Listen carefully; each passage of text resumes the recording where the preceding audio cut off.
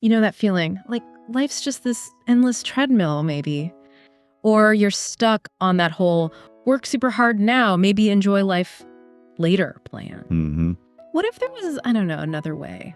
A different way to design your life, like right now? Well, that's pretty much the big question we're diving into today. Wow. We're digging into the 4-hour work week, trying to pull out the really key stuff for you. Exactly. For you, the learner, if you want to cut through all the noise and just get to the core ideas, this is it. We're not talking about some far-off retirement fantasy here. No, not at all. It's about real freedom, tangible freedom, like freedom with your time and, freedom of where you spend that time. Yeah. And the book, it's just packed with strategies, principles, and some really compelling stories to back it up. Like what kind of stories? Well, think about someone young, like early 20s, driving a Lamborghini because they built a certain lifestyle. Huh. Or a single mom who manages to travel the world with her kids. Huh. Stuff like that. They're examples, right? They show what's actually possible if you start to rethink the standard 9-to-5 thing. And it's crucial to say it's not just about becoming a globe-trotting nomad, though that's, one option. Right. The book makes that clear. The real point is having the choice, the freedom to choose. Maybe that means a career change. Maybe it's just more time for hobbies or, simply having more say over your day without waiting decades. Exactly. So our mission here for this deep dive, it isn't just to give you a book report. Yeah. We want to unpack the why. The thinking behind these ideas and give you some actionable takeaways, things that might spark those aha moments you can actually think about using. Okay, let's jump in then. One of the first big mind shifts the book pushes is this idea. It argues most people don't actually want to be millionaires, like in terms of the bank statement. Right. What they really want is the experience, the lifestyle they think being a millionaire provides. Okay. And this leads to a really powerful concept the book calls the freedom multiplier. Freedom multiplier. Explain that. It's basically saying it's not just about how much money you make. It's about how much control you have over the key parts of your work, the W's. What you do, when you do it, where you do it, and who you do it with. Okay, so controlling those W's, how does that make your money more valuable in practice? Well, think about it. You could have a massive salary, right? But if it locks you into 80-hour weeks in one specific place, how much can you actually enjoy that money? Not much, probably. Exactly. Yeah. The book argues that having that control, that freedom over your time and location, it can make even a more, let's say, modest income feel way richer, like 3 to 10 times richer in practical value, because you can actually use the time and money for experiences, for relationships, things that often bring more lasting satisfaction. That really clicks. It's like having a fancy sports car, but only ever driving it in gridlock versus, I don't know, a reliable Jeep that can take you anywhere, anytime. Perfect analogy. Yeah. And the book even mentions the author's early talks. They have this provocative title, right? Drug dealing for fun and profit. Huh. Yeah, I remember reading that. But the point wasn't the title. It was that he started by questioning these basic assumptions. Like, do we really need traditional retirement as the only goal? Right. It makes you stop and think, okay, if that's not the default end game, what am I actually working towards day to day? Precisely. And that questioning, that self-reflection, leads us straight into the book's main framework for doing this life redesign. It's called DEAL. Deal. Okay, like DEAL. It's the roadmap, the book says, for joining the, what does it call them? The new rich. And rich, yeah. Right. People focused on lifestyle and freedom, not just accumulation. So let's break down DEAL. Ah. Starting with D is for definition. Right. And definition is all about, first, challenging your own assumptions about what's even possible. Yeah. And second, really painting a clear picture of your ideal life. The book uses the term dreamlining for this. Dreamlining Yeah? sounds aspirational, but before that, there's this other exercise, kind of the opposite, fear setting. Ah, yes. Fear setting. It sounds a bit negative, maybe. A little bit, yeah. But it's actually presented as a really practical tool. Yeah. It's about systematically defining your worst case scenarios. Like, what really happens if you try something different and, if it doesn't work out perfectly? Okay, why do that? The goal isn't to dwell on the negative. It's to look at those fears objectively. Often, when you write them down, you realize the potential downsides are, they're survivable. They're usually way less catastrophic than the vague anxiety you carry around. Makes sense. Less monster under the bed. Exactly. The book gives the author's own example, buying a one-way ticket to Europe. That forced him to confront the what-ifs. And the book makes a really sharp point there. Sometimes we stick with things that aren't working because we're, overly optimistic, hoping it'll magically get better. Yes. That optimism can actually be fear in disguise, fear of making a change.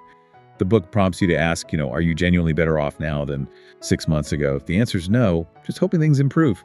Maybe that's avoiding the real issue. Okay, tough questions.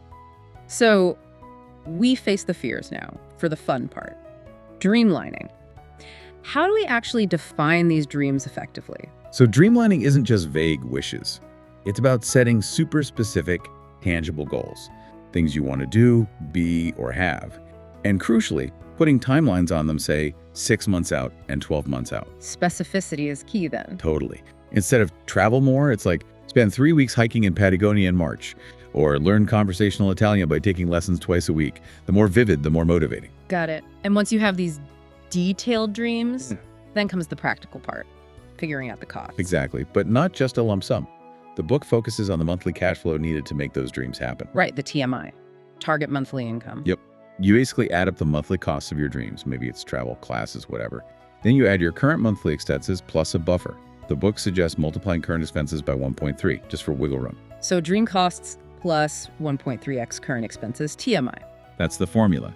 And then often you divide that TMI by 30 to get your target daily income, your TDI. TDI, okay. Why is daily? Thinking daily can make a seemingly large monthly number feel much less daunting. It breaks it down into like, okay, I need my systems to generate this much profit each day. That does make it feel more achievable. And the book also talks about the difference between just being comfortable and experiencing luxury in this new rich sense. Yeah, that's interesting. The idea is you might already be comfortable. But luxury, in this context, isn't just about expensive stuff. It's about having that control over your time and realizing that many luxurious experiences like extended travel or deep learning become surprisingly affordable once you're not tied to one place or a rigid schedule. Okay, so definition is done. We have a vision, we faced fears, we know the target income now. E in deal, elimination. Right, and this one feels backwards at first glance. It's about achieving more by doing less. Doing less. How does that work? It's not about being lazy. It's about being strategic.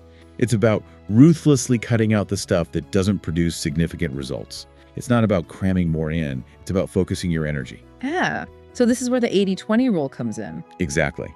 The Pareto principle. The idea that roughly 80% of your results come from only 20% of your efforts or inputs. And this applies everywhere. Pretty much. Business revenue from customers, work tasks, driving project success, even like sources of personal stress. The book pushes you hard to identify that vital 20% in all areas. And then Eliminate, delegate, or minimize the other 80%, the stuff that eats your time but gives you very little back. The author mentions using this to cut his own work hours from like over 80 down to about 15 a week. 15 hours, that's incredible. It's a dramatic example, but it shows the power of focusing only on the high leverage activities. Okay. And elimination also includes this concept of a low information diet. Sounds drastic. It sounds like ignorance, maybe, but it's not. It's about being incredibly selective about the information you consume. Most news, most emails, most web browsing. It's low value, high distraction. So how do you decide what to consume? The book suggests asking a simple question before diving in. Will I definitely use this information for something immediate and important? If the answer isn't a clear yes, Skip it. pretty much. Or at least postpone it. Yeah. Just scanning headlines, for instance, can keep you generally aware without drowning in details you don't actually need. Be ruthless with information intake. And for the information we do need to read, there were some speed reading tips, right? Yeah, a few techniques. Using a pen or your finger as a guide to pace your eyes. Training yourself to focus slightly in from the start and end of each line. Does that really work? The idea is it reduces subvocalization saying words in your head and minimizes backtracking. It forces your eyes to move forward more smoothly. The book also suggests practicing reading faster than comfortable for short bursts to kind of recalibrate your normal speed. Interesting. Okay, so managing information flow. What about managing interruptions? Emails, calls, meetings, productivity killers. Huge time sinks, right? The book is big on reclaiming your attention here. For email, for instance, batch checking. Don't live in your inbox. Check it only a few times a day. Maybe just twice a day. And use autoresponders to manage expectations.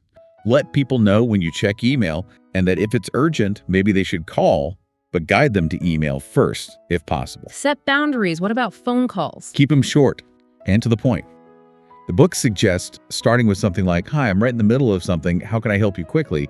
It sets the tone. Direct. And meetings? The advice is basically avoid if possible. Strongly avoid. See if an email can solve it. Use if-then structures. If you need X, then do Y. If a meeting has to happen, make sure it has a clear agenda, a firm end time, and a specific goal. No pointless status meetings. The puppy dog close was mentioned for meetings. Yeah, that's a tactic for proposing a trial period without meetings. Like, can we try handling this via email for 2 weeks? If it doesn't work, we can reassess. Like taking a puppy home for a trial. Clever. Another elimination technique was batching. Yes, grouping similar tasks together, like do all your emailing in one block, all your calls in another, all your errands at once. Why does that help? Reduces context switching. Every time you jump between different types of tasks, your brain loses momentum. Batching keeps you in the zone for each task type, making you more efficient overall. Think assembly line versus jumping between stations. Even applies to chores, like laundry. Totally. Do it all at once. Okay, and one last thing under elimination, empowerment failures. Delegating decision-making. Right. This is about letting go. The example from the book was Brain Quicken's customer service. They empower their outsourced team to resolve any issue under, say, $20 without needing approval. And the result? Customer service inquiries dropped dramatically from like 200 a day to fewer than 20 per week for that specific issue type. It freed up the owner's time massively and empowered the reps. Trusting people saves time. Wow. Okay, so we've eliminated now for A and deal. Automation. Yes. This is where you build the machine, creating systems that generate income without you having to constantly crank the handle. The Muse. That's the term the book uses. Exactly. A Muse is basically an automated business designed primarily to generate cash flow and free up your time. The key goal isn't necessarily world domination or a huge IPO. It's reliable income with minimal time input. Precisely. Cash flow first. So how do you find or create one of these muses? Where do you start? The book suggests it's generally easier to find an existing demand and fill it, rather than trying to invent something totally new and convince people they need it. Find a hungry market first. Right. Identify a specific group of customers, a niche, understand their problems or desires, and then create or find a product that solves that problem. The book contrasts a failed audiobook project for a broad audience with the success of body QICK supplements targeted at very specific niches like martial artists. So niched down. And the product itself, focus on a clear benefit and pricing. Yes. Have one clear, compelling main benefit, and don't be afraid to price premium. Higher prices often mean fewer, but more serious customers, better margins, and paradoxically, sometimes fewer headaches. The book suggests aiming for a markup of maybe 8 to 10 times cost. 8 to 10 times. Yeah, okay. But building a whole product seems risky. How do you test the idea cheaply?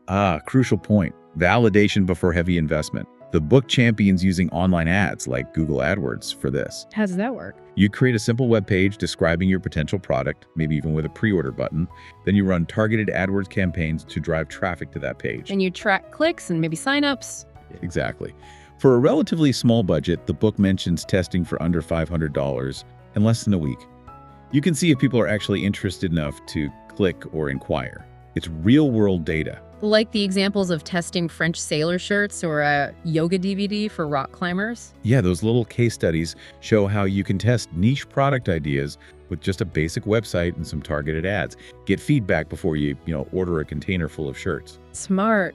The book also revisits that prosoundeffects.com example, right? As a successful muse. Yes. Doug's story is a good synthesis. He picked a niche, sound effects. Yeah. Priced high, pre-sold to validate, and then automated delivery. And the tools he used were pretty accessible. Yeah, things like Yahoo Store, Google AdWords, Aweber for email marketing, stuff that's relatively low cost and manageable for someone starting out. Okay, so the Muse is running. The next level is management by absence. MBA. Sounds nice. It does, doesn't it? The idea is designing the business so it runs smoothly without your constant involvement. Systems, processes, documentation. Like the CEO who only went to the office 1 day a week. Steve McDonald of Applegate Farms. Yeah. It shows it's possible, but it requires deliberate design from the start. Outsourcing is often key here.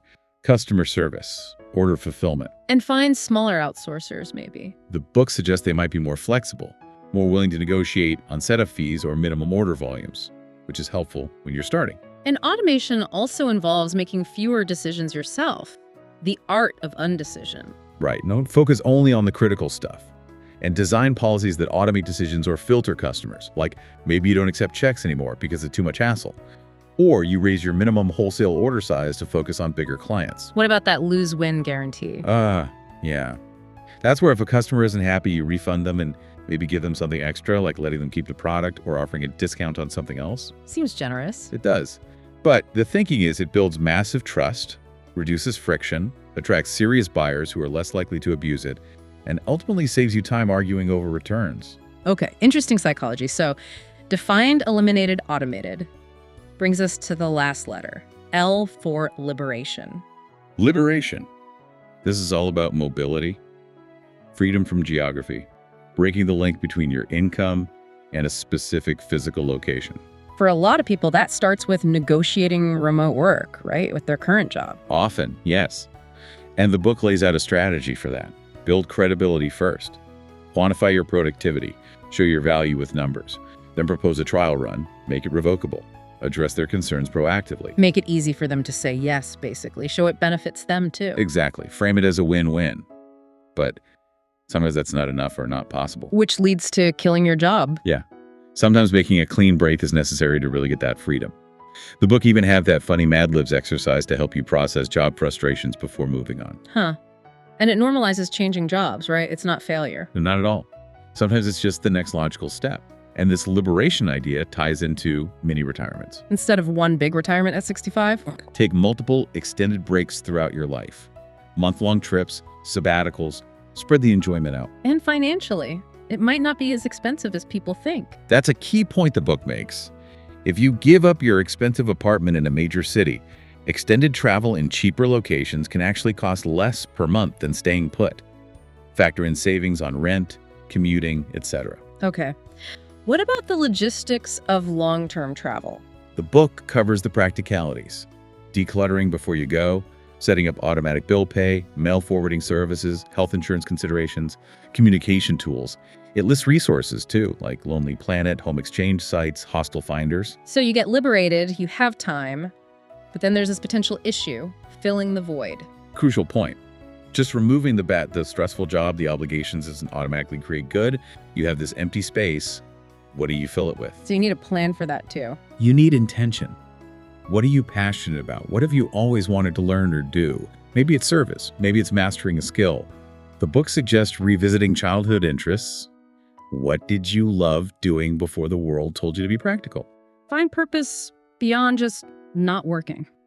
And finally, the book wraps up with common mistakes. Yeah, the top 13 new rich mistakes, things like trying to outsource tasks before you've simplified or eliminated them, or micromanaging people you've hired remotely, or thinking your first Muse project has to be your one and only shot.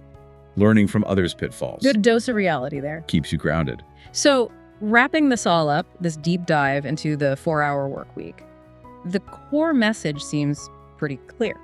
Creating freedom of time, freedom of location. It isn't just some pipe dream. It's actually achievable. If you're willing to challenge assumptions, yeah. Right. Challenge assumptions, eliminate the junk, automate your income, embrace mobility. It's about designing a life you don't feel like you need to escape from. And what's great is that the book gives you that framework, the deal steps, and lots of practical tactics. It's not just philosophy. It's got a how-to element, grounded in real examples. Absolutely. So for you, the learner listening right now, here's a final thought to chew on. Okay. Now that you've heard these ideas, what's maybe one small assumption, maybe one you haven't even thought about before, that you're ready to question about your work, your life design? Yeah. What could your personal freedom multiplier start to look like? Well, Even if you just implemented one small change.